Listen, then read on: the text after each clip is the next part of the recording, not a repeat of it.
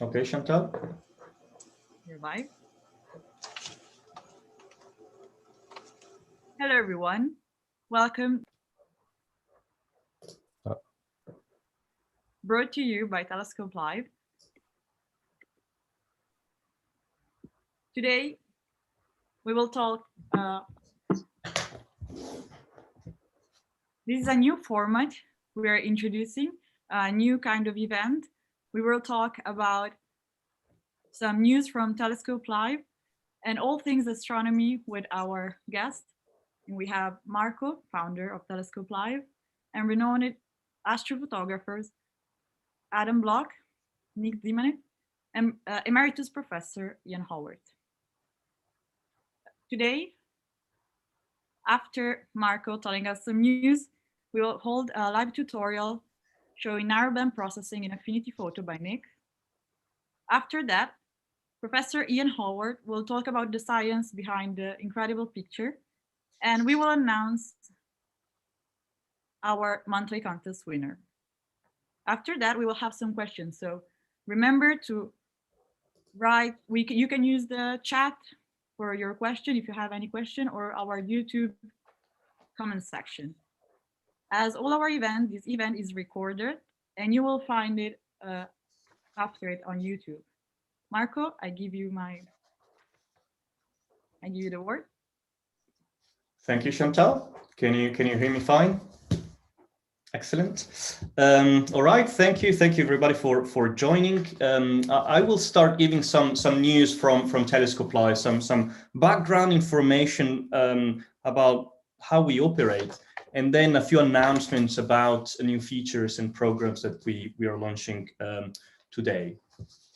So the first thing I want to talk about next, Chantal, please, is something you might have heard from me already in the community and through emails. And I want to tell you a little bit about how we run the network, because some of you might think, that we take the observations, or there are people actually managing the telescopes. But in reality, 95% of the operations are automated. So while we have staff at the local sites, at the various observatories, they intervene only during normal maintenance, or if something really wrong happens, like a telescope crashing to the ground. But otherwise, in the majority of cases, we have software that runs robotically the entire system. And if something happens, usually it's due to a crash on the software rather than on the hardware, and we can intervene remotely and fix it. So everything really runs thanks to the software that we use. And until a couple of months ago, actually until a few weeks ago, our systems were based on ACP. Now, ACP is a commercial software. Some of you might know it. It's a leader, let's say, in the robotic telescope market. It's been around for many years. It's very flexible, but it's a all-in-one solution for robotic images, for robotic imaging. And it becomes a little bit too constrained when you start to run a global network of telescopes with different observatories and many different observing modalities that we need to offer to our users. So what we did originally was to build a connector around ACP, and with time it became more difficult to basically adapt ACP to our own purposes, and we kind of reached a limit to what we could do, both in terms of the features that we could offer, but also in terms of crashes. So we ran out of fixes basically to build around ACP to recover, to have auto healing from crashes. And this is, for a variety of reasons. ACP was not sufficient for our needs. So, the solution, next slide, please, Chantal, was to write our own software. It took some time, but we finally have our own telescope control system that basically takes care of controlling the mount, the camera, the guider, and interactive with what you see on the left, which is the brain, let's say, of Telescope Live, of the network, which is hosted online. So what you see on the right is very similar, I think, in terms of equipment. You know, it's a computer to what many of you might have, and this communicates directly with our Telescope Live cloud. So it's a cloud system. We're hosted on Azure, Microsoft Azure Cloud Services, and in there we have the storage. We have image processing, so all the image processing is done actually on the cloud. And we have the dynamic scheduling bit, so which is responsible of distributing the requests, the advanced requests, the one-click observations, the pro data sets dynamically based on weather and the quality assurance that we can do.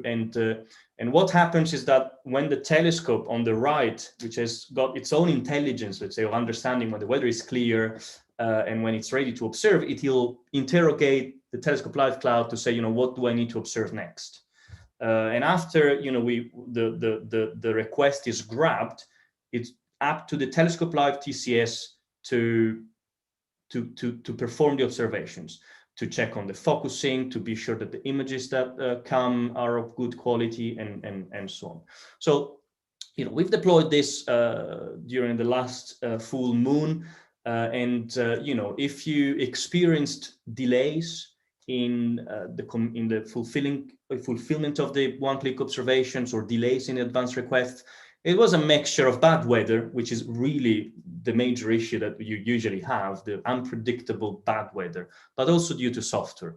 And we'll still have some teething issues, but I'm confident, you know, we'll be able to improve on the deliverability of all the images that you know, you ask for.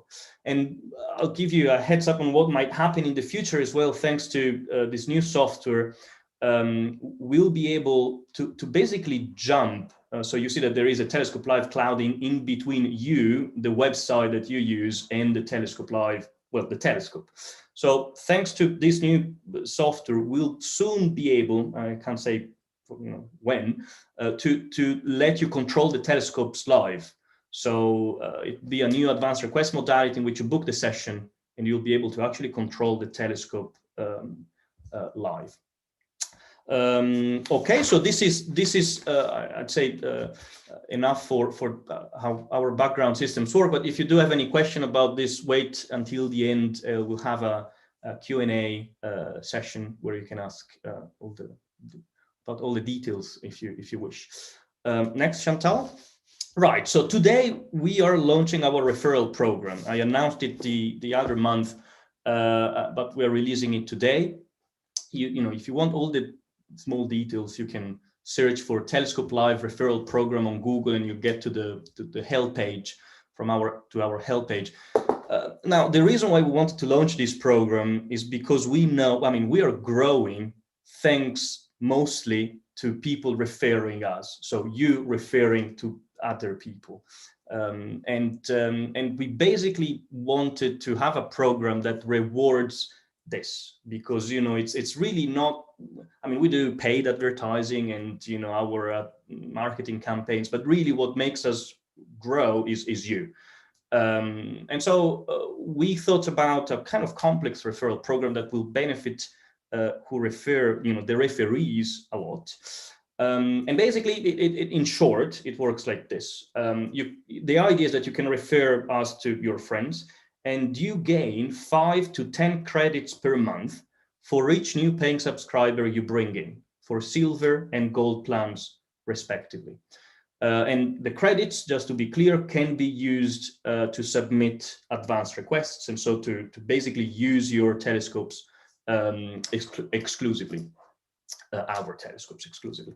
Now, you can bring as many people as you want, so you can start to accumulate monthly credit reward, and the reward will last for a maximum of 6 months per paying subscriber, from the moment your friend becomes an active subscriber.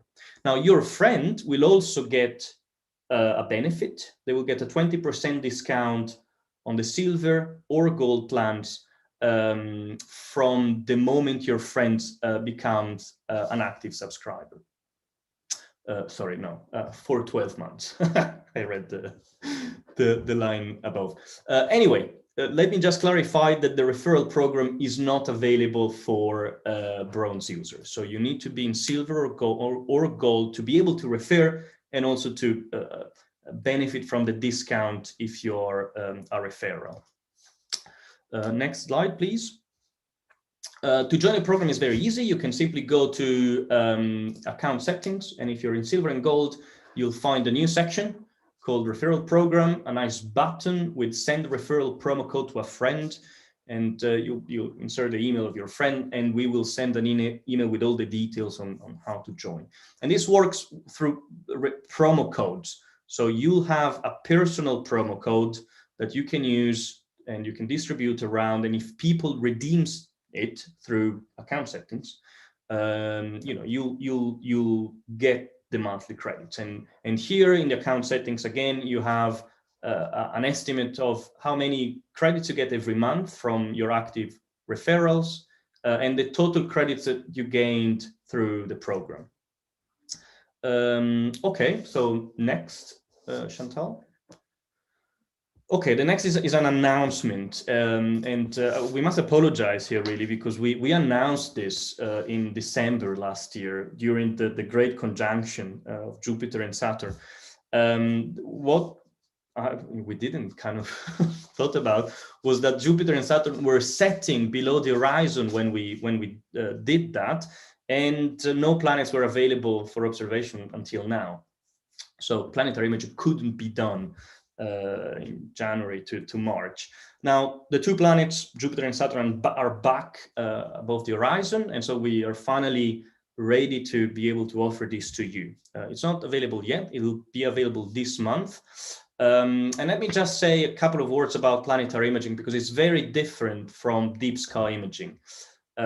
So while with deep sky observations, which is what we do with one-click pro datasets and advanced requests, the integration times are very long, so we expose for hours. While with planetary imaging, you expose with very, very short exposure. We're talking about fractions of a second. And what you actually do is to take a video of the planet with a CMOS camera, not a CCD, and you use a technique called lac imaging to literally beat down the local seeing and improve the resolution massively. The other interesting thing is that planetary sessions will be hands-on. So this process cannot be automated robotically in any way, and it's actually very difficult because the conditions are extreme in which you're trying to observe. So it'll work in this way. So you still book an advanced request for planetary imaging. No, the previous one, sorry, Chantal. Yeah, so the one on the right, and you'll have a calendar in which you'll see when the planets are up above the sky, the weather, and you can book your session. We'll use the 1 meter telescope, and your sessions will be fixed at 1 hour. So you'll always book a 1 hour session. You drag and drop the box as you do it with the advanced request at the proper time. And next. And then Damian Peach, who's a world-renowned astrophotographer specialized on planetary imaging, will take care of hosting, let's say, your session and helping you through the session. So we will contact you, Damian Peach will contact you to organize the session, and you will gain access to the telescope machine that controls the camera and the telescope. So Damian Peach will be with you throughout the observations, and usually something like 500 gigabytes to 1 terabyte of data is acquired. So you can imagine that this starts to need you when you're in the middle of the desert, because we can't bring the 1 terabyte of data out too often. So what happens is that the images are transferred to another processing machine, another machine within the observatory, and you'll be able to connect to that machine for the next 24 to 48 hours to pre-process the data. Now, the pre-processing of planetary imaging sessions, so it's completely different from CCDs. We'll have tutorials that will show you how to do that. And from the video and from the 1 terabyte of data, you can compress it down through this LAC imaging stacking to, you know, a few tens of megabytes, which will represent your stacked frames in the different filters. And we're back to what you're used to, you know, the stacked TIFFs or FITs that you can then download, and you can finish your processing on your local machine. Next. So as I said, we'll use the 1 meter telescope to do that, and we'll also offer data sets, and we're still trying to understand if we can provide the full terabyte of data or pre-processed images as premium pro data sets. Next.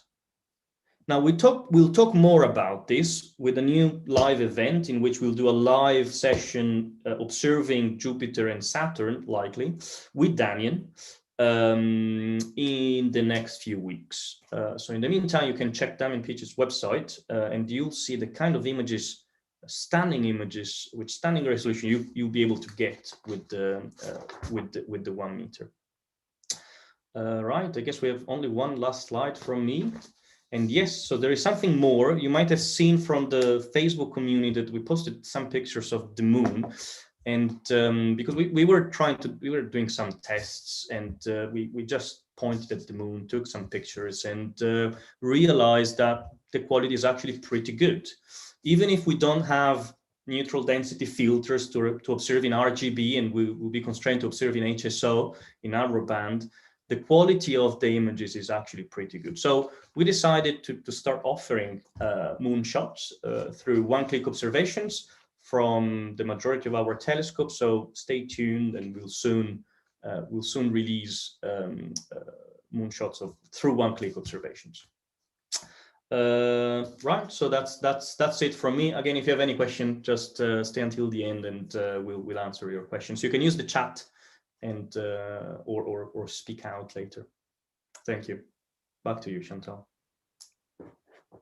Thank you, Marco, for this very exciting news, especially the planetary and moon images. I'm really looking forward to see them released in the platform. Here I will introduce Nik Szymanek, who will hold a live session of tutorials and narrowband processing in Affinity Photo. For those who don't know Nik, Nik Szymanek is a renowned astrophotographer from England. He writes a monthly masterclass astro imaging column in the Astronomy Now magazine. He also published a few books with the Astronomy Now magazine. He has been awarded with prizes. He's fellow of the Royal Astronomical Society, a member of the British Astronomical Association, and he also produced incredible data set and tutorials in our platform. Okay, Nik, I'll give you the word.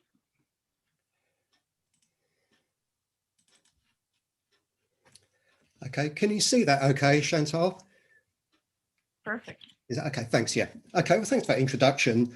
Yes, this is a very short introductory tutorial to using Affinity Photo. Now, I'll have to say at the outset that it doesn't have the full capabilities of PixInsight. PixInsight is the #1 choice for astro imagers. But for people starting out, particularly maybe people new to the Telescope Live platform, maybe working with one-click data, they might find PixInsight a little bit daunting. So the good news is that Affinity Photo has some great features that makes it ideal for use with people starting out, and it has some nice features for use with narrowband processing. Now, one of the new features that's become available in Affinity Photo is the fact that it can now stack and process 32-bit FITS files, and this is quite a revolutionary thing for what's basically a desktop graphics package. It's kind of one step ahead now of Photoshop in that capability. And it's also really, really cheap to buy at the moment. So if you haven't used Affinity before, I would say download it and try it out for a month, because if you buy it fairly quickly, it's very cheap. So anyway, we can start off. I'll show you just briefly how Affinity can be used to stack images, and we'll just do a tiny little bit of processing on those, and then I'll switch to using SHO data, so narrowband data. The data I'll use was a very good set that I took myself back in January or February using the Chile 4 telescope, I think 20-inch reflector, which delivers absolutely outstanding data. So it's going to be very easy to process this data because the original data set was so good. But we'll start off with having a look at how it's actually stacked. So we come to File and then New Astrophotography Stack, and it opens this kind of sub menu. And really, there's not much to do. I mean, first and foremost, Affinity can calibrate all your images. So if you prefer to work with uncalibrated data, Affinity will do that. But for today, just to keep things moving, the calibrations have already been applied. So what we'll do, we'll come over to here where it says Files. We have Light selected, and we click on Add Files, and we'll go up to the raw images. So just 4 of the Rosette Nebula taken with a hydrogen alpha filter.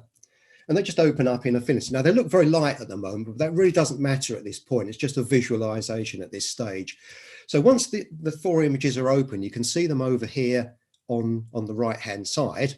It's just a simple matter of coming up to where it says stack, just sit back, and it should only take a moment or two to actually create a stacked image. Okay, that's done. Doesn't look that different. And once that's finished, you just click on apply. Now here's the image. Now, as I say, it looks very light, predominantly because Affinity has applied what's known as adjustment layers to the base image. So a levels adjustment and a curves adjustment. Now that's absolutely fine. We can kind of ignore those for the time being. So what I'm actually going to do with this 4 data set image is just collapse the layer structure using Control F on the keyboard. And you'll see on the right hand side up here in our layers menu that the layer structure's disappeared. What I'm also going to do is convert the file, because at the moment Affinity's left it as a 32-bit HDR file, but we don't really need that kind of level of sort of dynamic range for now. So just to save on resources, I'm just going to convert the image into a 16-bit file. And we do that with convert format, and then literally just select from this menu here. Oh, okay, that's different. Bear with me just 1 second.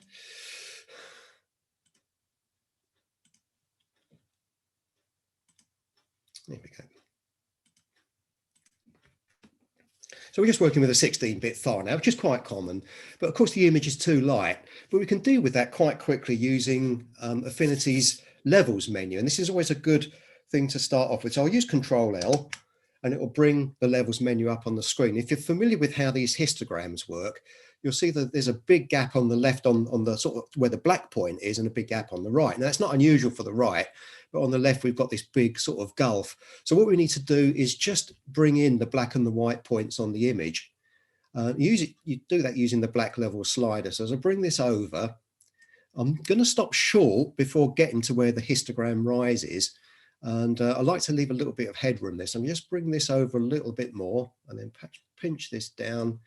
And we're starting to get what looks like a reasonably good image. Now, you can work with these adjustment layers, but I find it's easier sometimes just to click merge, and that just applies the effect to our image. So it's starting to look quite good. And if we actually just launch the levels menu again, we're starting to see what looks like a fairly good histogram. We can bring this in a little bit more perhaps, and just click merge. And we've got our first hydrogen alpha set pre-scaled. Now, if you're using Affinity to do this, whereas PixInsight approaches this in a very different and complex way, with Affinity, I tend to just create 3 scaled images of each of the SHO components, and then we can use Affinity to actually stack them into an SHO image. So to speed things up, I'll close this down, and I'll just open now the 3 prepared files. So they were just prepared in the same way as that one was. Okay, so here's our 3 files, and you can see they look very different. As is typical, the hydrogen alpha component is very strong. The oxygen 3, it varies, but it's pretty good. And the S2 is usually much weaker, and this is completely typical. So what we'll do at this point is we're going to create a 3-layer stack of these 3 images. So the way I normally do that is to start off with the hydrogen alpha data. I'm actually going to rename the layer just up here. So just by clicking on it, I'm going to call it HA for hydrogen alpha. And the next 2 steps will involve copying respectively the O3 data and the S2 data on top of this hydrogen alpha layer. So we'll start off with the oxygen 3. For brevity, I use Control-C on the keyboard, and then we come back to our hydrogen alpha data and then Control-V to paste it on top. So now we have a dual layer image. And again, I'm going to rename this O3. And the renaming, incidentally, is quite important, and I'll explain why that is in a second. So we can now close the O3 data down and then come to our S2. We can do Control-C, back to our H-alpha data, Control-V to paste it in, and I'll just rename this S2. Now I can close that S2 file down. So now we've got a 3-layer image. If you hide each of these in turn, you can kind of see through the layer to what's below. Yeah, everything's fine. Now, you may find that if you're working with this data set, and this set is available as a pro data set, so I recommend, if you enjoy this tutorial, download this data set and try doing the processing on it yourself. You may find that if you download the data set, there's a slight movement between the 3 individual frames. And this will probably be due to, if I can't remember, I think the data set was dithered. So there'll be a slight shunt, if you like, of a few pixels in between each of the 3 frames. And this is a good thing. It helps us deal with the noise at a later date. So you might need to align all of these 3 images, but again, it's very simple to do in Affinity Photo. At the moment, these 3 images are aligned because I was working on these earlier on. So what I'm going to do is actually just introduce just a little shift in the oxygen 3 data to put it out of registration with the other 2. And then what we can do, once we've done that, we can keep all these 3 selected. We click on the hydrogen alpha layer because this is the one we'll actually use to register the other 2. And it's a really simple case to hold the shift key down, select all 3 layers, and then come up to where it says arrange, and then just come down to align layer by stars. And it'll take a few seconds to do this. These are quite large files, but hopefully that's done. So if we click on these, I just want to check the stars are aligned. Yeah, they're perfectly aligned. So Affinity Photo has done a really good job of actually of aligning these and creating them ready to be processed as an SHO stack. Now, once again, we're still in 32-bit mode. So I'm going to just convert this to, as I did before, just down to, my apologies. This is still a 16-bit grayscale file. I've got this the wrong way around. I'm going to convert it now to a 32-bit HDR file because this is important once again. So I'll convert this, and exactly as I did before, just go back to RGB 32. Again, it takes just a moment to do that. And we're now working with a 32-bit file again. And we need to do this because what I'm going to introduce now is a selection of macros that have become recently available for Affinity Photo, which really streamline the procedure. If you do this manually, it's quite a convoluted procedure, but I can pull onto the screen all these macros, and there's a very useful one here called SHO composition setup. So once we've done all this preparatory work, I'm hoping that if I click on that, with one click, you can see we've now got an SHO Hubble palette image. That was fairly straightforward. If you check the layers, we can see the hydrogen alpha data is in the green, the sulfur 2 is in the red, and the oxygen 3 is in the blue, which is exactly what we want. Now, this is a Hubble palette image. When you combine data in this sort of channel layer, this is a Hubble palette image. Now, you might be prepared to stop here and say, well, okay, I've done everything as I should do. I've created this Hubble palette image, and that's fine. But we can really improve this. Now, one thing I have to point out is that this isn't a scientific procedure. This is a procedure that allows us to really produce absolutely gorgeous images with these high quality data sets. And it's quite a personal thing as well. You know, a lot of people will process this data in a very different way to how I'm about to do it. It's not scientific, it's just a personal preference about how you want the image to look. But one thing I can say, using the technique which I'm just about to outline, you'll see when we get to the before and after stage that it really does help to see, it helps us to examine fantastic sort of processing differences, processes that are going on within the nebula itself. So what we're going to have to do is you can see here that it's created a channel balance layer. If I hide that, it doesn't make any difference to the image. So we can actually just delete that now. I'll delete that. We don't need that anymore. And actually, we don't even need the layer structure of this image anymore. So as I did before, I'm going to use Control F on the keyboard just to collapse the image down into a single sort of RGB or SHO image.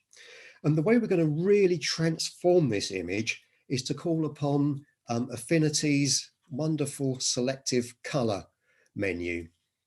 It's very easy to use. I'll just bring this up on the screen. And here it is. Basically what happens is you have a little drop down list here. So reds, yellows, greens, cyans, blues and magentas. They're the ones I adjust, as we'll see in a minute. I ignore the last three.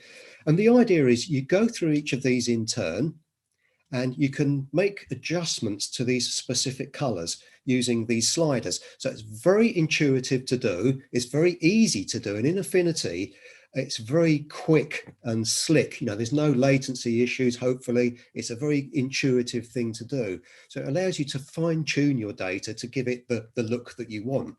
You may disagree with how I do it, but have a look anyway and you'll see what I mean. So we flattened the image. In fact, I can convert this now back to, once again, just back to, in this case, we'll go for RGB 16-bit. As I say, Affinity will work with 32-bit files, but for now, just to speed things up and keep everything flowing, I'll just do it with a 16-bit file. Now, as I said, the Hubble palette is predominantly green because the hydrogen alpha data is in the green channel, and you know it overpowers the other data, but we can use this technique to start to redress the balance a little bit. So in fact, what we'll do, rather than starting with the red, I'll click on this and we'll go straight into the yellows component. So we can just purely arbitrarily just have a little play with these sliders, and you should see the image starting to change on the screen. So again, it's not a scientific process. This is just, if you can think of this like an aesthetic process. So I'll just go through these pretty sort of arbitrarily and just have a look and see how it's affecting the image. Now, I'll tell you what I'm trying to do here, and that is to bring out structure within these outer parts of the nebula, and also to bring into visibility some of these other more subtle parts of the nebula. And this technique really does work very well for doing that. So once again, we'll go back to the sliders and just have a little play here. You can see what it's doing to the image. So let's just go with that for now. This is completely fluid. You know, we can come back and undo this or change it in any way, shape or form. Now we get onto the green option here, and this is where we'll start to see some quite dramatic changes. So as I take the slider, the cyan slider right over to the right, we're kind of boosting the cyan, which is too much. So we'll take this down, and what we should start to see is more structural detail appearing within the central cavity of the nebula. And again, we can just have a little play with this. It's completely arbitrary. It's entirely how you want to do this. I'll just go along with this as I'm talking. Cyans. Now here with the image in this state at the moment, the cyan component is quite strong. So I wouldn't really want to do this because it's kind of overpowering the central cavity. But by moving the magenta slider, we can just start to tame that a little bit. And you may notice that there's some nice features starting to appear in this, and the image is starting to acquire something of a three-dimensional effect, which is really, really nice. So that's okay. We'll go with yellow. Yeah, okay, it's looking quite good. Blues, we probably don't need to make much of a change here. We've got the blue components absolutely fine. I'm not going to change that in any way now. And then the magentas, well, one of the things that's a feature of the Hubble palette, of course, is the magenta stars. So we can come to the magenta slider just to tame those a little bit. So again, if we look in the core, as I move this slider, you can see what it's doing to those stars, but not to the detriment of the nebula in any way, shape or form. So we can have a little play with that. It's looking quite good. And then we can just click on merge, and that will be the start of our Hubble palette image. Now, so far, so good. If I step back to where we came in, this was our original Hubble palette image. And, you know, you may be happy with that.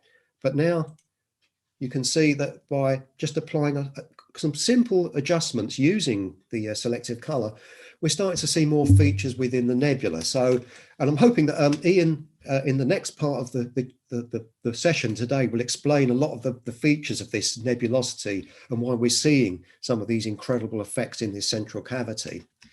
So once we're happy with that, again, you might be happy to stay with it at that point. But if not, you can also go for a second run of the selective color tool just to fine tune your adjustments here. So once again, I'll just go through this sort of fairly quickly. Yeah, I'm just really having a little play with this. So yellows. Yeah, it's looking a little bit yellow at the moment, but let me just take that down a tad. Yeah, it's all okay. So this second pass, actually, it won't need much doing to it. We've done the majority of the work with the first pass of the selective color tool. So we can just tweak this a tad. See, if you look up here, for example, as I'm adjusting this cyan slider, you might see some more of these features just coming into view, which I think is working quite well. We're starting to see some really nice structural detail within this dust. So yeah, I'd say that's quite good. Let's just have a quick play with the yellow. Yeah, that's looking quite good. So we'll just tame that a little bit. So I won't dwell on this for too long because there's just one more or a couple of tiny things. If I'm okay for another couple of minutes, and again, we can compare this where we first came in to what we've got now.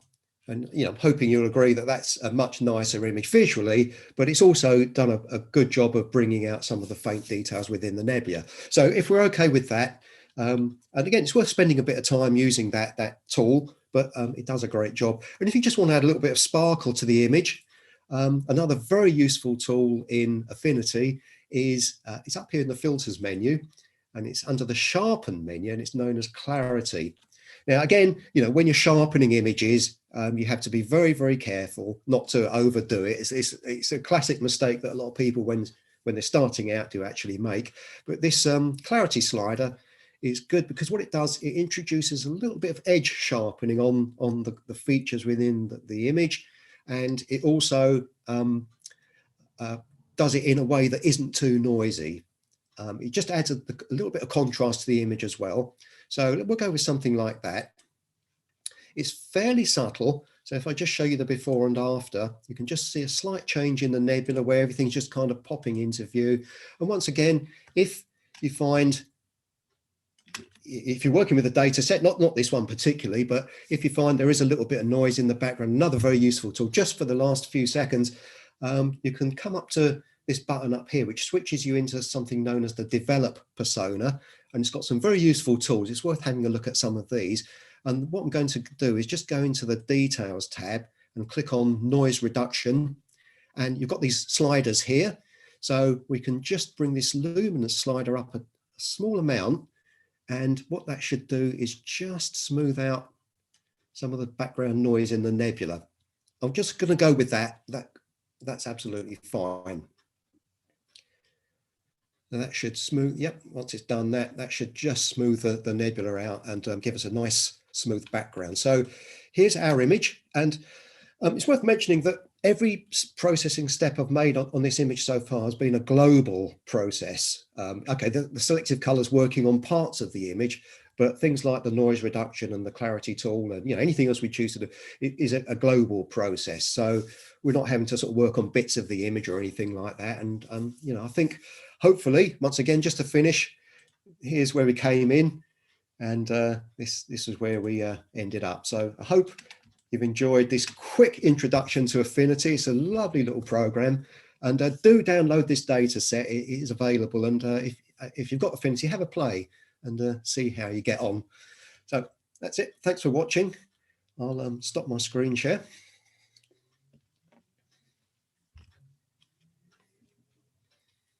Thank you, Nick, for this brilliant live you just demonstrated. Now we'll have some science behind this incredible picture you just showed us by Professor Ian Howarth, Emeritus Professor Ian Howarth from the Department of Physics and Astronomy of the UCL University College London. He's also director of the University College London Observatory and took part in several scientific committee and okay, I'll give you the word, Ian. I'll stop sharing my screen. Thanks, Chantal. And have I got the screen? I don't think I have the screen. You have to share your screen. It should work. Sorry. Okay. Wonderful. So yeah, this is Nick's fabulous image. I really, really love this image. I can't tell you how much I like it. And shortly you'll be having the results of the competition. And this month's competition was for wide field imaging. And wide field imaging almost invariably means H2 regions, because those are the things that have large angular size on the sky. I guess you could get a wide field image of M31 or the LMC, but mostly we'll be talking about H2 regions. That is, H2 means ionized hydrogen, and the emission comes from the photoionized gas. That is, the electrons have been removed from the atoms by impacting photons, and that's to be compared with collisional ionization, which is the result of impacting particles, normally electrons, free electrons. Of course, photons are particles as well, so you are having collisions with photons, but we tend to call that photoionization, and collisional ionization is reserved for particles like electrons. And we don't get very many nebulae with collisional ionization just because the densities in space are so low that those sorts of collisions rarely occur. So if we're going to photoionize a nebula, we need to have something that's going to do the ionization. And in the case of the Rosette Nebula, there is a cluster of stars in the core of the nebula, NGC 2244. And that contains, well, you can see I've ringed 5 hot stars, O-type stars. At least one of those is binary, and there's another O star just out of the field of view. So there are at least 7 O-type stars. Possibly some of these others are binary as well, undetected binaries. So why do we need such hot stars? Why do we need O-type stars, which are the very hottest stars in the spectral sequence? You all know the spectral sequence. Oh, be a fine girl, kiss me right now, sweetie, is the traditional, if rather sexist, way of remembering the sequence. Let's look at that. So this is I'm afraid the talk is going to be mostly on complicated graphs like this, but let me just explain this graph. So along the bottom axis, we have the wavelength of the radiation, and that's expressed in on a log scale and in units of nanometers. And on the vertical axis, we have the flux, again on a log scale. So it's essentially how much emission you get at each wavelength.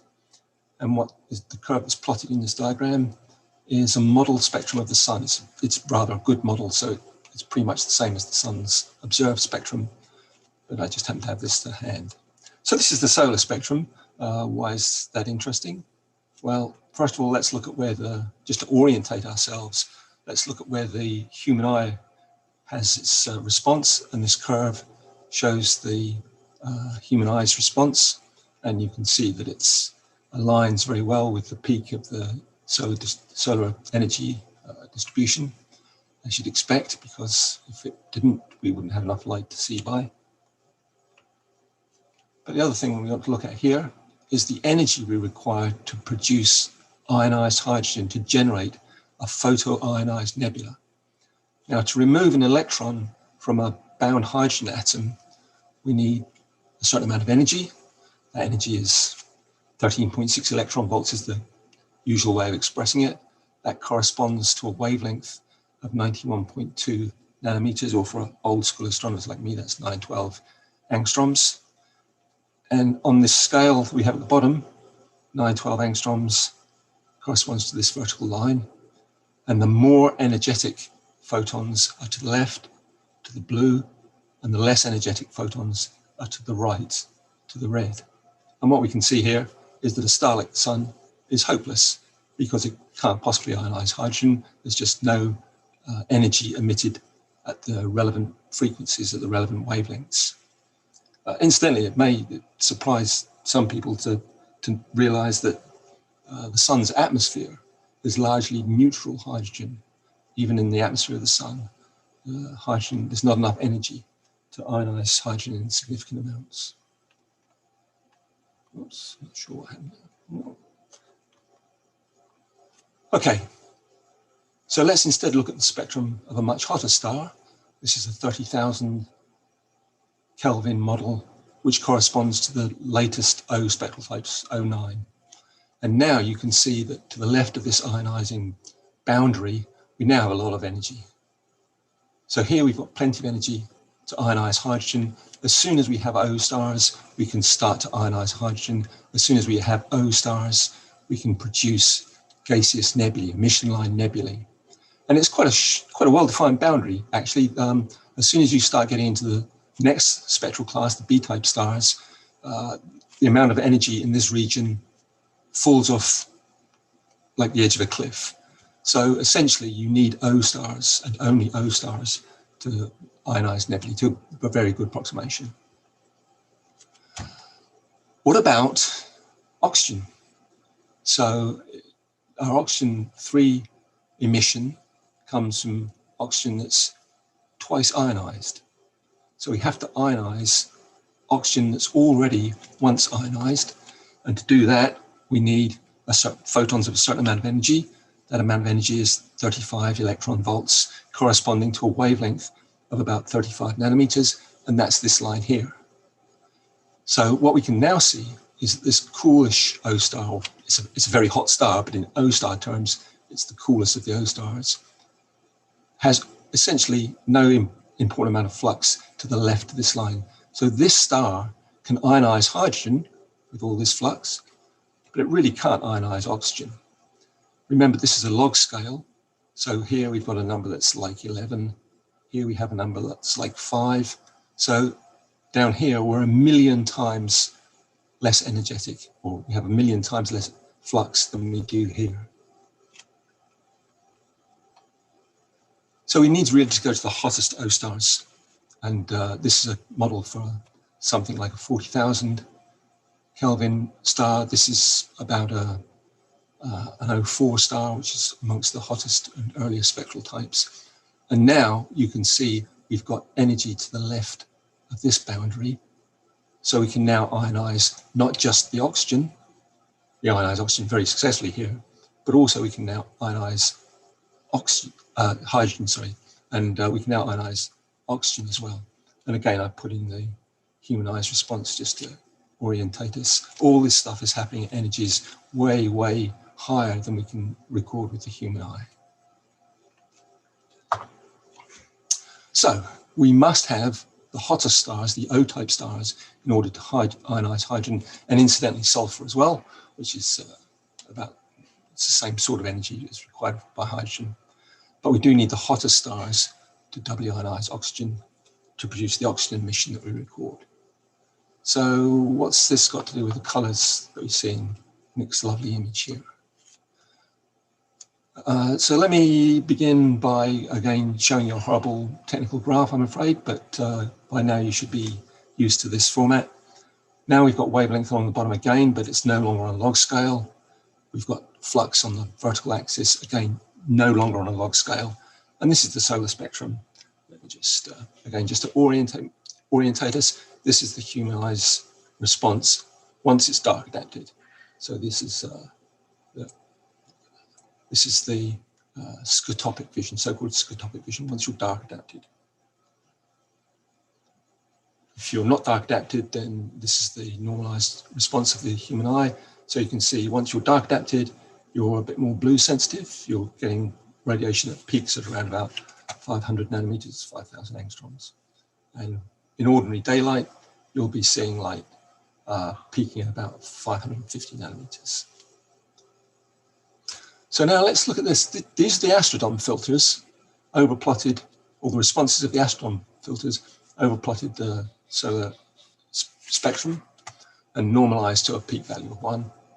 And this is kind of interesting. I hadn't realized this myself until I plotted up this graph. You can see that what happens with the Astrodome filters is that the B and G filters, essentially, more or less, take the humanized response and split it into 2 halves, roughly speaking. So the blue filter corresponds to what the human eye perceives as blue. The green filter corresponds to green and also well into the red, actually. While the Astrodome R filter is way out here in the far red, where the human eye has almost no response. And that's fine, because it means that with a slightly wider wavelength base than we have for the human eye, then we can reproduce color, or produce colors, I should say, produce colors with greater strength than we would perceive with the eye if we had huge 1 meter eyes. What about nebulae? Well, what I've just shown up here is a spectrum of the Orion Nebula. And of course, it's no longer a continuous or nearly continuous flux distribution as you'd get with a star. Instead, or virtually all the energy is concentrated into a number of narrow emission lines. And so you can see what the problem is if you're going to observe a nebula during bright of moon with wideband filters. You're getting a little bit of energy coming from the nebula in these narrow emission lines, but you're also getting a lot of emission from the moon, or reflected light from the moon. The solar spectrum is essentially the same as the lunar spectrum. So you're getting all this energy coming in from the moon, as well as this little narrow bit of energy coming in from the nebula. So that makes life very hard to observe in bright time. So of course, the solution to that is to go to narrowband filters. And if you squint at this image, you can see this shows the passband of the Astrodome narrowband filters. So this is the oxygen 3 filter here. And this line that it's centered on is, of course, the oxygen 3 line. This is the H-alpha filter, again, centered on the H-alpha line. And this is the passband of the sulfur 2 filter, centered on this rather weak little sulfur 2 line. You can see why people struggle with sulfur 2. Nik mentioned this. It's because typically the sulfur 2 line is much weaker than either the hydrogen alpha line or the oxygen 3 line. There's some other kind of interesting odds and ends here. You can see I've plotted again the human eye's response. Again, the hydrogen emission and the sulfur emission fall right at the very, very edge of the human eye's response, pretty much outside. Whereas the oxygen line falls right in the middle. And this is why, although if you take an image of the Orion Nebula with a typical CCD camera, then it looks red because the H-alpha emission is so strong. If you just look at it through a telescope, it looks green. And the reason it looks green is because what you're essentially seeing is just the oxygen emission. And the oxygen emission falls in the green part of the humanized response. When the first spectra were obtained of gaseous nebulae like Orion by William Huggins back in, I guess, the 1850s, this line was not known, this oxygen line was not known from laboratory experiments. And so, because it was only observable in nebulae, it was proposed that it was due to some new element, nebulium. And we now know better. We now know, of course, that it's oxygen. And the question now then is why did we never see this in the laboratory? So I have this, again, a rather technical looking diagram, but think of an atom, if you would, and think of it in terms of the simple Bohr atom. So your atom consists of a nucleus containing protons and neutrons, and in orbit around the nucleus, you will have electrons. And as you go, you need more and more energy to move electrons further and further from the nucleus. So this diagram is a kind of stylized energy level diagram where the orbits closest to the nucleus are shown at the bottom, and the orbits furthest from the nucleus are shown at the top and require the most energy. And we don't have a continuous range of possible energies. We have a series of discrete locations, discrete allowed energies for the orbiting electrons. Those are the quanta of quantum mechanics.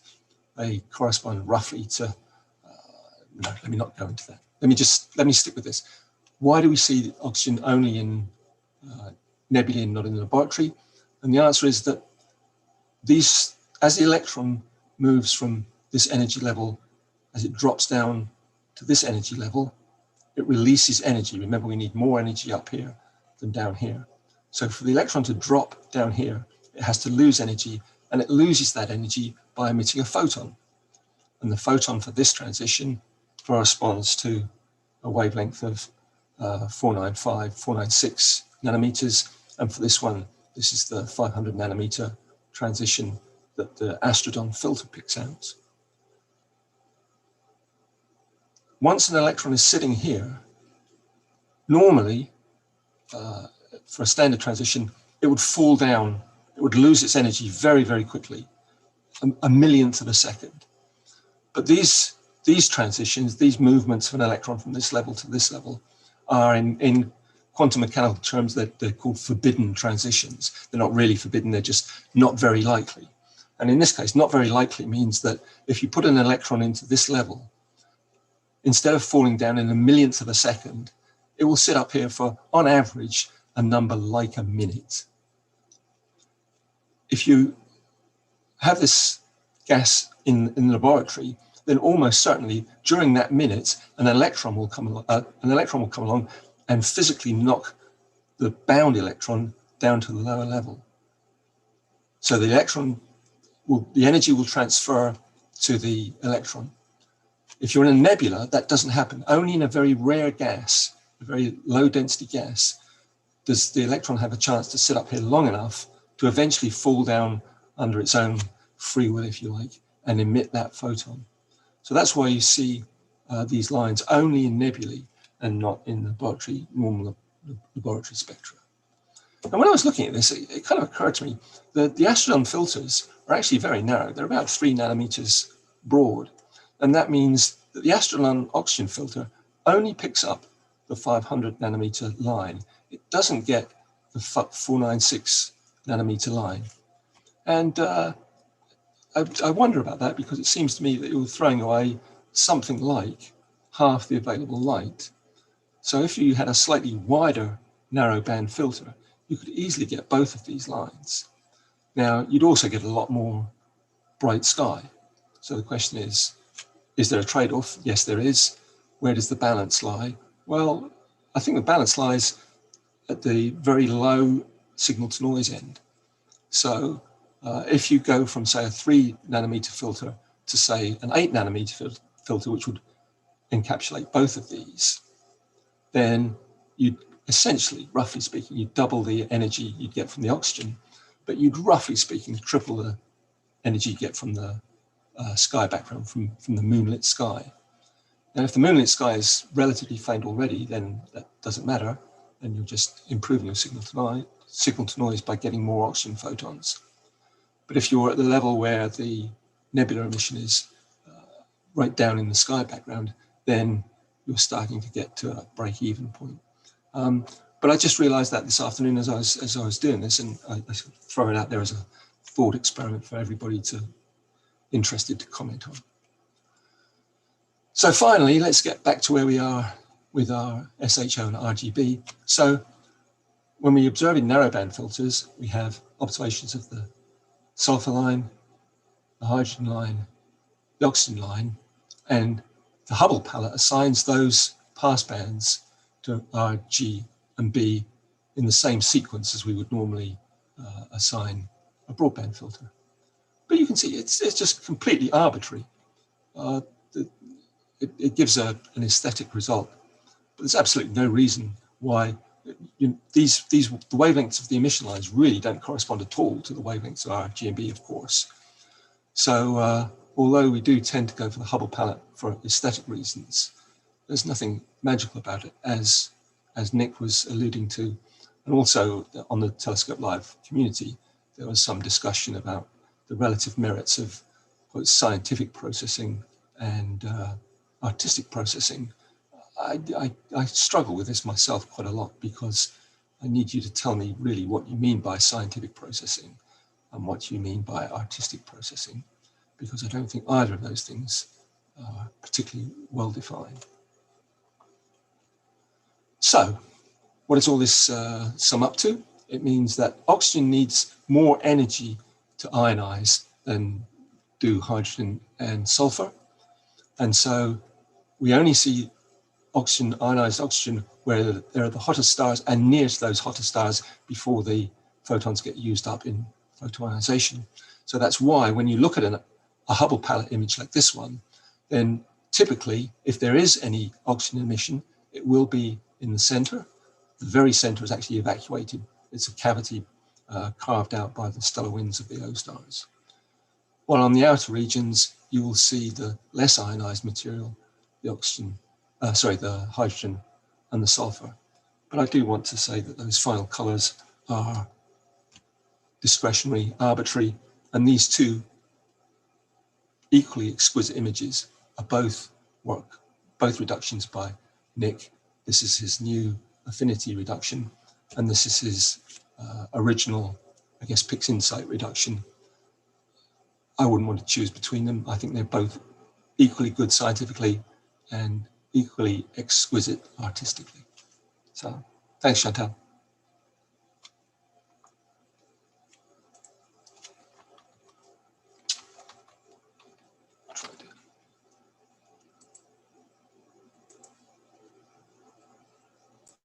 Chantal, I think you're muted. Oh, thank you. Thank you, Ian. Thank you for this insight, and thank you for taking us in this journey with you. I really enjoyed this approach, and I maybe already have a question for you for later, but let's see. I'll get back to share my screen, but I have to ask you if you could please, Ian, interrupt your screen share.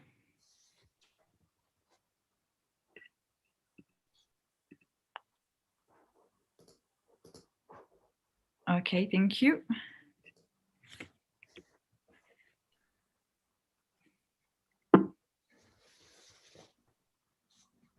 Here we are. The next slide is, and next topic are some updated rules for the advanced request contest.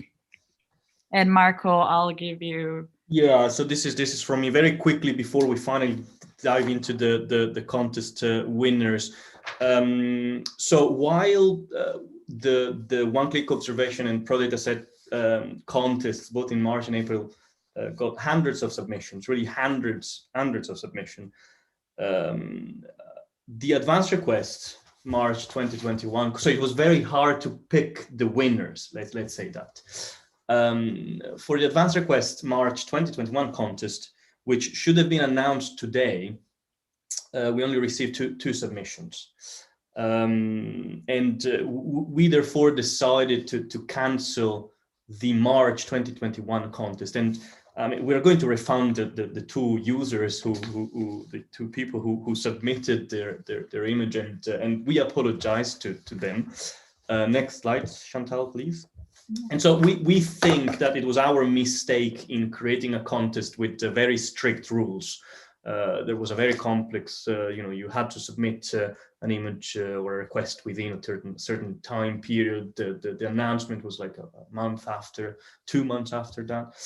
So we're going to simplify the rules to the maximum for the advanced request contest starting from May, so from yesterday. So basically, there are no restrictions. Every advanced request that completes in the current month qualifies for the advanced request contest of the current month. So there are no cost restrictions, there are no target restrictions. So the monthly topic that is usually used for the one-click and pro dataset contest is not valid. The only thing you need to do is to tag your submission with the appropriate tag.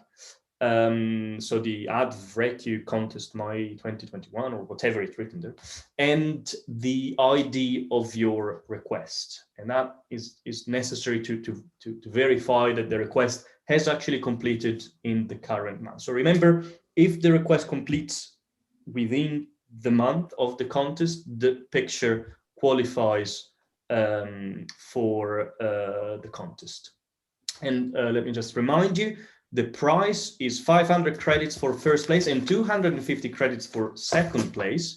And again, because there are no cost restrictions and the judges are really not biased by the cost of the request because they won't know what the cost of the request is, do try the advanced request. You can submit an advanced request where you specify everything from the exposure times, the time of acquisition, and the target, of course, for a few tens of credits. So if you use photons and the moon discount cleverly, you can really get your advanced request for just a handful of credits. And of course, if you join the referral program and you start to refer people, you'll have all the credits you need to submit your observations and also qualify for this contest. All right, so let's go to the next, and Chantal, back to you. Thank you. Yes, here we are at the one of the final parts of this event, and we are going to announce the April 2020 contest winners. Adam Block will ride us through this journey. For those who don't know Adam Block, he's a professional astronomy researcher and renowned astrophotographer. He has been featured in many magazines you might know, such as Astronomy Magazine, Sky and Telescope, National Geographic, and many others. But one of the things that really impressed me is that Adam Block's image have been chosen over 90 times on the APUD, the Astronomy Picture of the Day. So congrats for this, also Adam. He also creates very great tutorials, both on our platform and on his website. So go check them both, Adam Block Studios and on Telescope Live. And yes, we can run this. Are we ready? Yeah, thank you, Chantal. Here we are. The judges behind the contest are, as I already presented, Adam, Nik, and Ian. And let's go directly with the one-click second place.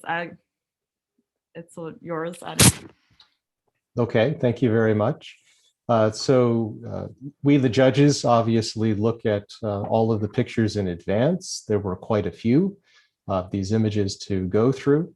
And we always have lively discussions about the images and the various attributes and what kinds of things we look at and look for. I'd just like to say on a note that I don't think that there is going to be a particular thing that that an imager could do to make it such that judges are going to like one image over another, because we are very individual in our particular preferences, and it ebbs and flows as to which images go which direction.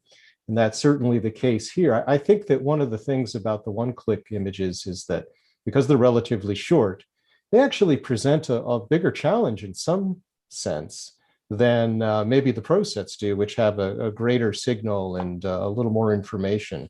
So it's interesting that the greater challenge is on the less expensive, if you will, images. And so looking at them closely and looking at many variations of the same images is both interesting for the people that are generating them and the judges that are judging them. This particular image is a nice wide field image of this region, showing all of the characteristics that were just both processed by Nik and described by Dr. Ian. And so I think it's a wonderful representation of the field. It encapsulates both large structures as well as some small little features inside that are like little Easter eggs. The overall stars, I think, in this image are treated very well, especially if you're able to look more closely, which we don't do here, but as judges, we do look very closely at the images. And the colors, of course, kind of go well together, not in a way that they don't play well with one another. So we thought that this particular image is really nice. It looks like a wonderful representation of this particular piece of sky. So we'll go ahead, Chantel, and go to the winner of the one click. Here we are. So yeah, and so this image is yet another wide field. And one of the things about the Rho Ophiuchi region of the sky is that it's very powerful. And to process this particular region is something like a combination of arranging flowers and herding cats, because there is a complexity here of both color and detail and brightness that all of those modes of freedom can both be a benefit and a downfall in some sense. So we felt that this particular image wrangled all of those particular qualities in a nice way. We thought that it highlighted this region very well, especially the clouds of dust here. We thought that that was handled very nicely, and the colors go well for this particular treatment. So congratulations for Ray. I'm sorry, I didn't mention the previous person's name. I should have. Yeah, Jarmo. Yeah, very good job of fighting dragons. And then Ray, is it Blas? No, it can't be Blas. Ray, good job. Well, and, congratulations, Jarmo and Ray. Yes, I'll go to the pro data set contest. Right. Now, the pro data sets, of course, as I mentioned, do have more information. And so for me as a judge, let me just say that one of the things that I do look for, as I mentioned a moment ago, is that with more information, I think it becomes more important that the image live or be able to be inspected at its full resolution, really, because there is enough information that you can, look really deeply into the image, zoom in, see all of the details, see it all very well, the handling of the noise and the stars and the color and so on. So that's something that I do. And there are images, all of these images, these are all very similar in terms of many of the objects that were captured. So you have to choose. I mean, literally, as a judge, we have to look at these different features, and you can't do that if you're zoomed out. So zooming in really allows you to see those variations, and it allows us to choose, which image may be better than another, at least in terms of some of these aesthetics. So this image here by Chris is a wonderful representation of the field. The colors not overly done. The stars were all handled very well. They didn't look as though they had suffered any trauma in the course of his increasing of contrast and things like that. And the details are fine within the Vela Nebula supernova remnant here. So yeah, I thought that this image, again, was a very consistent image. It really was one that highlighted this wide field piece of sky very well. And then we'll go to the last one. So the last one by John Tipton, I think is another kind of image. And this is interesting, again, being amenable to a pro set where you have lots of information that gives you some freedom to, I think, be more expressive. One of the interesting things about more data, it means more opportunity. Sometimes people think that, you know, with noisier images, you have to do more processing. And the reality is it's the other way around. The less you can do with less information. So in an image like this, where we have lots of information, John made a choice.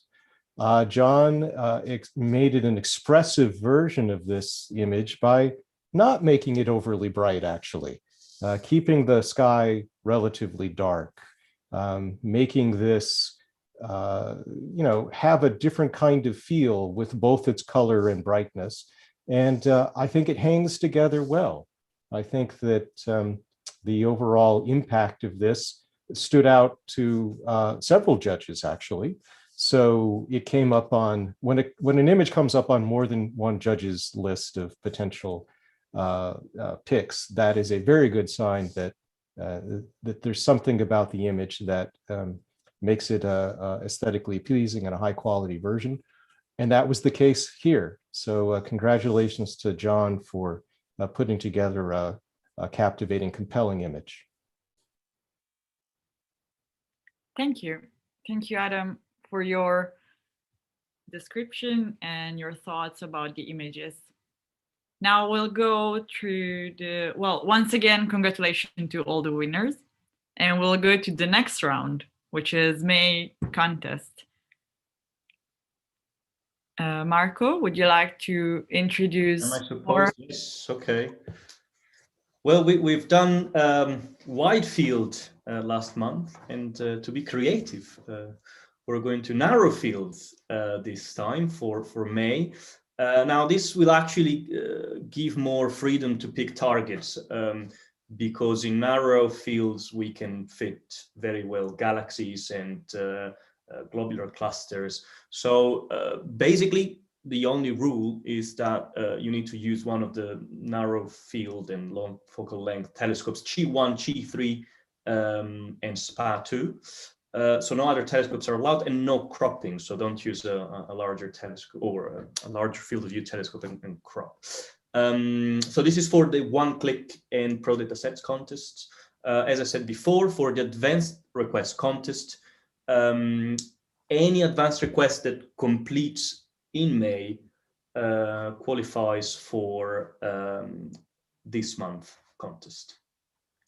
Right, so that's it. Thank Submit all your images. Question time.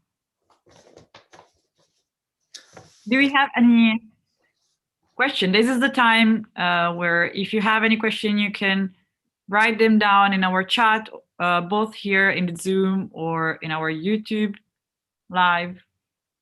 You can speak loud as well in the Zoom chat if you wish.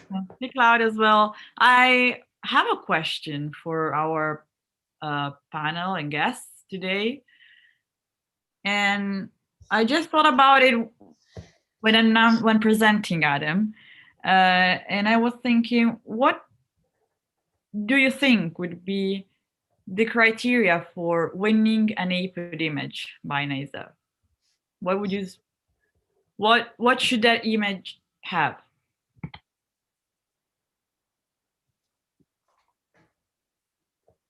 Adam, you're muted.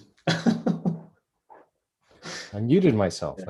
So one of the driving goals of the two astronomers who manage the astronomy picture of the day is that they want to highlight images that are aesthetically appealing. That's part of it, but also that are either something that might be going on at the moment. So if there's a comet in the sky or a meteor shower, obviously, supernova that blew up in some galaxy, that would be of interest topically. And then images that offer a different perspective, a perspective that might illustrate something scientifically or a different way of looking at the universe.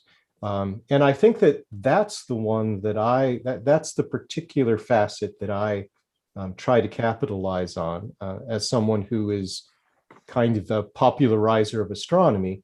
I strive to do that quite often, to find different images that serve these kind of different purposes. And so that's a really good one. It's not just making a pretty picture, but also a picture that might serve some other educational or offer a different kind of perspective. I don't know if that answers the question, but that really is part of the philosophy of what those astronomers are looking at when they look at these images.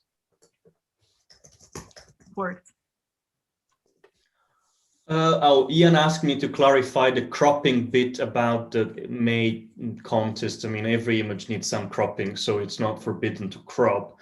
But what I was saying, you can take an house 2 or a wide field image from the Takashi and crop it down to make it as a qualified image for the contest. So this is just to clarify, you can crop a little bit your images as you normally do. So is basically the criterion is really a plate scale one, if you were to be. Yes, it's a plate scale, you're right. Let's say that. Okay. It's a native plate scale. There you go. We have another question for the March contest. Well, I guess for the May contest. If you edit a pro data set, can you put the tag in an image that you already have edited, or does it need to be a newly edited image? I mean, in a way, we encourage new submissions, but it would be very easy to trick this by deleting the previous image and resubmitting it.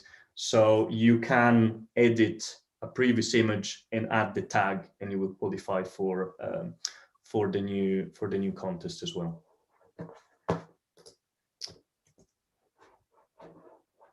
We've got one for Ian.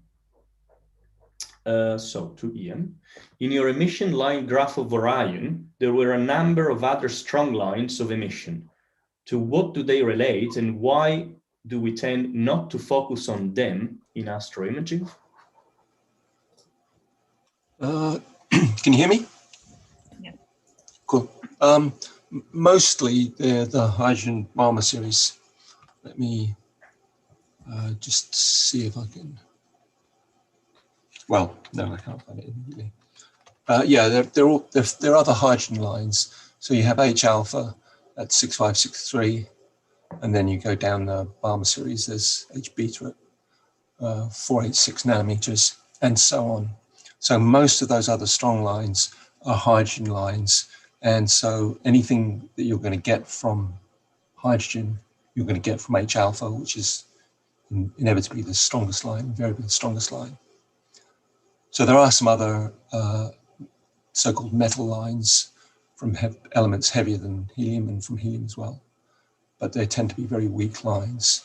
So the strongest lines are the hydrogen lines plus oxygen 3 and then sulfur 2. I mean, there's some nitrogen lines too, but that's the standard set. Does that answer the question? Phil said thank you, so I guess I guess so. I don't know, Chantal, do you read the? Oh, okay, I can read the next one. It's from Nik Martin. Does Nik Szymanek have any more tips on removing color casts from stars? Oh, you're muted. That's a good question. As you saw in the tutorial, the use of selective color tool with narrowband images works quite well if you do have magenta halos. If you're working with LRGB images, bear in mind that you have you can split the RGB component and the luminance component and keep them separate, and then you can compile an image in that way. If you're using programs like Photoshop or Affinity, one thing you can do, if your image is really affected badly by star halos, you can actually blur the RGB data just by a couple of pixels, leave the luminance data untouched, and just apply a very gentle blur to the color data, and that can help to smooth out a lot of the color noise in particular halos, that kind of thing. So that's quite a useful technique. I think I'm not sure of any other methods that will work in a global sense. I mean, of course, if you had really bad, really bright stars in the field that were hideously affected, I suppose if they bothered you, you could go in and sort of clone them to an extent or just desaturate them, but it's probably best not to do that. Apply a gentle blur to the RGB data, and that should deal with a lot of the worst of the halos. Adam, I mean, are there any techniques that you would use? I presume PixInsight would have some fairly good tools in that sense. One of the problems that often happens with some broadband imaging, not so much, it's different for the narrowband, but in broadband, which I can address, which is that sometimes you'll take images and the seeing will be different in the different channels. So you might have bloat, for example, in the red channel where the green and the blue channels are kind of more, they're better. And so the stars take on a halo just because the seeing is worse in those channels, or it could be optically or things like that. One of the things you can do is you can actually just operate in a similar vein to what you said, but operate only on that channel. So if you did like a tiny erosion minimize, or you blurred in only that channel. So if you had a red bloat, you do like an erosion in the red channel, and you maybe only do this on the stars, you can basically get rid of that halo without really mucking up the stars too much. And it's a nice quick fix if you have data that's otherwise problematic. Yeah, I mean, I agree 100%. I mean, one of the other things that can cause those halos, of course, if you're working with filters that aren't perfectly focused or parfocal, yeah, exactly. It's kind of bloating on one of the channels, or as Adam said, with the seeing as well. These are sort of quite common things that we do have to sort of contend with.